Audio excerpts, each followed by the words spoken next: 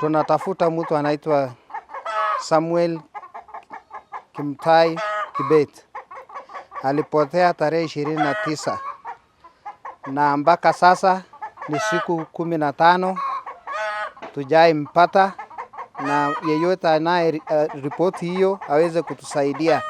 Mpaka tumejaribu kuelekea hii mamisitu zote hapa area yetu, tumejaribu kutafuta mara 2 na tujafanikiwa.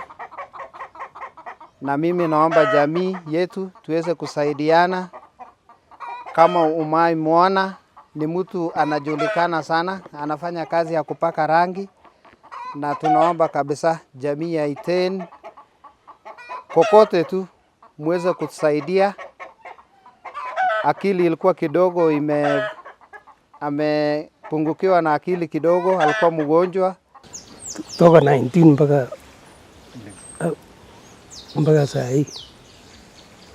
Nikaita watu wa village yote, tukaenda kusearch, hatukufanikiwa. Hata mpaka jana tulikuwa na tembea kwa hii msitu, hatukufanikiwa. Tulikuwa na Kim tarehe 19 mwezi wa 5 mwaka huu saa 2.